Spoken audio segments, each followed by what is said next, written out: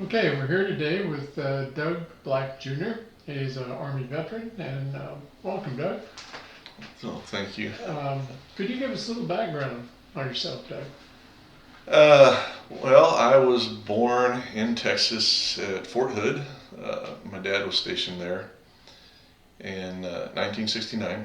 Grew up in Texas and Washington area just because of family dynamics. So bounced back and forth, but grew up mostly in the Temple Belton area of Texas through my formative high school years.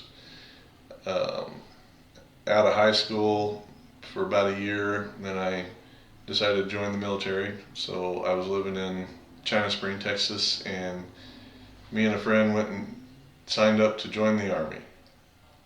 Ended up going in to the Army in April of '89 and did my basic training at Fort Knox as a 19 Delta.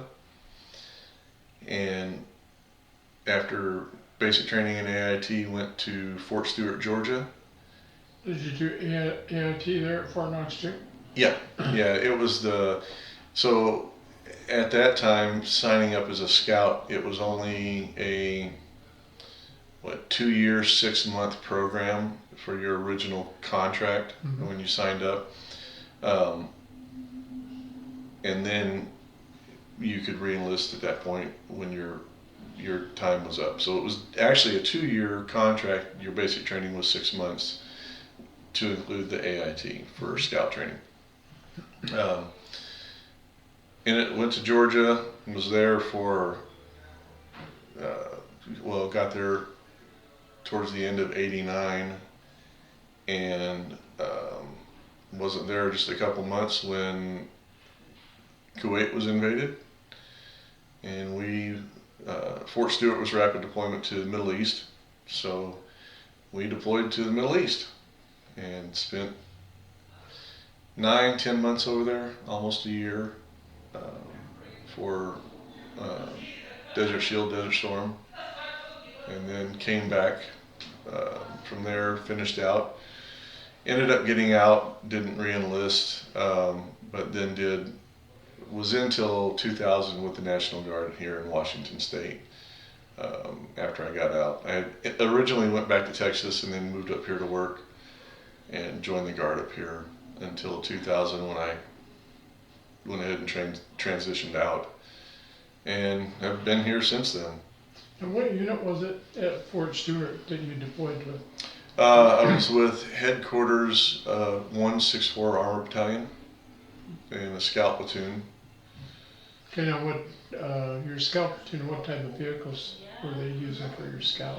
We were on Bradleys, and when Desert Storm, well, right before we deployed to Desert Storm, we were transitioning to motorcycles and Humvees. But we had just started that transition when Saddam Hussein invaded, and they said, okay, we're going to give you back your Bradleys because you guys aren't through the transition program well enough to take those over there. A couple of the other units attached to other tank battalions had already transitioned to the Humvees and motorcycles, but we didn't, which I'm very grateful for. Yeah, yeah. A little bit more protection. Yeah, I was going to say a motorcycle doesn't give you a whole lot unless you're real quick. Yeah, and Humvees don't even take small arms fire well. So, and we had some friends that unfortunately found that out the hard way with the Humvees. So I was very grateful that we actually went back to the Bradleys. So you came back to the States, and you said you reenlisted when you came back to the States? Then? No, I was just doing the rest of so you had generally it was a 4 year contract, um, even if it was inactive reserve or active reserve. So when I came back, I went into the inactive reserve, so you're not actually attached to a unit, but you are capable of being recalled because you're still Sure. in. And then I enlisted, or I guess, re-enlisted into the National Guard here, and did another, like I said, like 8 years in the Guard up here. So I re-enlisted 2 times in the Guard up here, and they were transitioning to Bradley's when I joined the Guard unit here in Wenatchee. They had just gotten Bradley's, which I thought was pretty. I mean, it was kind of good because I was the only person that had been on a Bradley, and was a combat vet, so I knew the vehicles fairly well. So this unit here in Wenatchee, is it an armored unit then, or? I actually am not even sure if we still have a unit here anymore. Oh, really? When I was here, for the first couple of years, we always trained out of the Guard building down on 5th Street. And partway through, they changed it, and we started going to, oh man, I don't even remember where we went to, but we would go somewhere else for training. But we did a lot of training at Yakima Firing Center, but they had transitioned the unit from Wenatchee and attached it to something else, another unit, so we weren't technically in Wenatchee. We would come here, catch a bus, and roll out to wherever we were going. So at this point in time, I'm not positive that there's still a unit here. Yeah, I'm not really aware of that either, so Yeah. that's why I asked. I think sometimes I'll see guys in uniform out there, so I mean, it makes me think that there might still be something going on, but like I said, I'm not positive. Yeah, they used to have quite a few vehicles back in the Yeah. fenced-in part. There doesn't seem to be hardly any anymore. So No, that's and when I was first here, we had Bradley's there right. in the little parking lot behind the Guard building. So yeah, there were, and I think there might have been some deuce and a halfs and some Humvees there as well. So so you're back, did you come back to Wenatchee, or did you stay, for, like when you got back into the Guard, you came back here? Yeah, I originally got out and I went back to Texas for a little while, and wasn't really doing a whole lot and trying to find work and stuff. And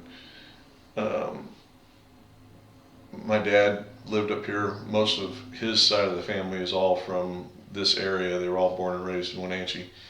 And so I told him I was looking for work, and he said, well, get on up here. So I drove up from Texas and started working for him with this construction company, and then I joined the Guard when I got here. And like I said, stayed in the Guard for about 8 years here, from 92 to, well, probably about 7 years, but 93 to 2000 is when I got out.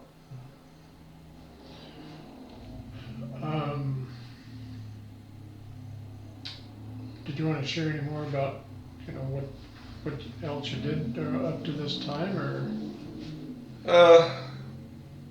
Just worked here in the valley. Yeah. I've done a whole bunch of different things. Not a one career fits all for Right. 20 something years. Just never seemed to be able to stay in one place the whole time, as far as jobs, which I've come to find out is part of some of my issues that I have. I just couldn't quite do that.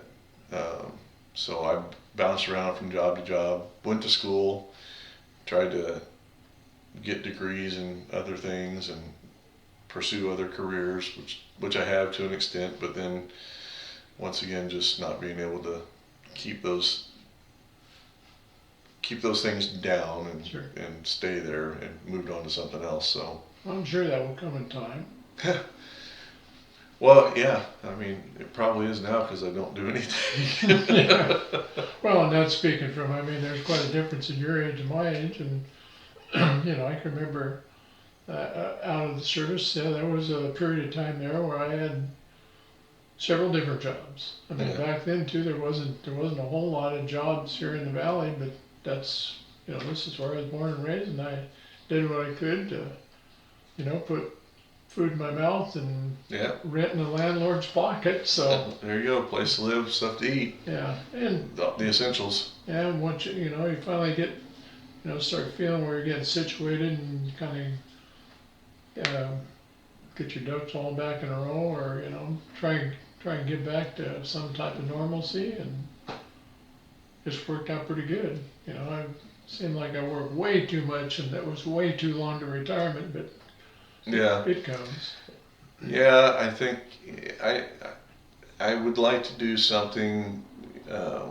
I just haven't found quite what it is yet, and I'm trying to find something that's for me, um, something that I enjoy doing, and something that allows me to. I mean, I don't have a problem interacting with a few people. It's just the problems start to come when I'm interacting with lots of people, and so if I could find something for myself to do, which I've got hobbies, and I think that some of those hobbies can lead to me being able to do something where there's not a lot of interaction with a lot of people, so it limits the frustrations, I guess, or Sure. problems that crop up from things like that. At least in me. Sure. Um, I know everybody's different and everybody deals with things differently. So Well, you got to do what's best for you. yeah, And what makes you. And I totally agree with that. I mean, I tried to work at jobs that I enjoyed doing. They didn't bring me a whole lot of financial rewards, but I enjoyed doing them. So yeah. Well, I think that a lot of people feel that uh, it's not necessarily about the financial goals. Um, a lot of people, if they're doing what they like to do, and they're um, making money that they can live off of, they're fine with that because they're happy with what they're doing, and it makes ends meet.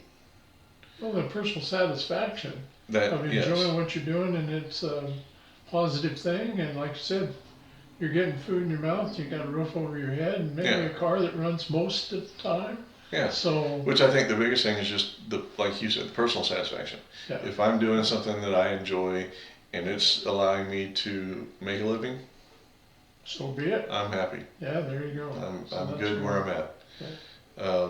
But I mean, I know there's a lot of people who it's all about the financial gain. I've got this much, but I've got to have more because I just have got to have it. Well, and at the end of the day, you got to just wonder. You're working, you're working, and working. Yeah, you got a pocket full of money, but you're unhappy. And you got ulcers. Yeah, You're just your mattress is lumpy because you yeah, keep putting you're all the ju- money in yeah, it. you're just frazzled, and you're going like, well, what's that about? Yeah. Well, money can't buy happiness. Well, and a lot of people say, yeah, but it's nice to have money. Well, yeah, but yeah, I'm with you. Whatever makes you feel good inside, and if it happens to be something that is creative or it's productive or helping your community or helping other people, Yeah. why not? Money's not the only thing in the world. So No, and I've learned that over the last few years and some of the things I've done. It's like one of the things I do right now is that I'm not great at it, but I play on the veteran softball team. But I am. To me, it's more about the fun and the brotherhood with right, yeah, with my brothers, regardless of what branch of the service they were in. We're a brotherhood, and so that my girlfriend talked me into joining, and I tried to talk myself out of doing it for the longest time. Last year, when I first started playing, I missed the first couple of weeks because it was just like I was talking myself out of doing it. I don't want, nope. And I finally showed up and started doing it, and I had fun. And yeah, there it is. and for me, it was fun. And same with this year. I got back into it, and I'm having fun doing it. Though not that great, but We can't all be Ken Griffey Jr. or anything like that, but I mean, it's another thing, get out there and have fun hitting the ball and just, be Well, be to with me, the it's the other guys. brotherhood. Yeah. I've met a lot of really, really good guys. And it don't make a difference which uniform you wore. Yeah. You all served. Yeah. And that's what it is right there. Yeah. And it's like I was saying something to you before we actually started. I was in Desert Storm. What did they call it? The 3-day war or something like that.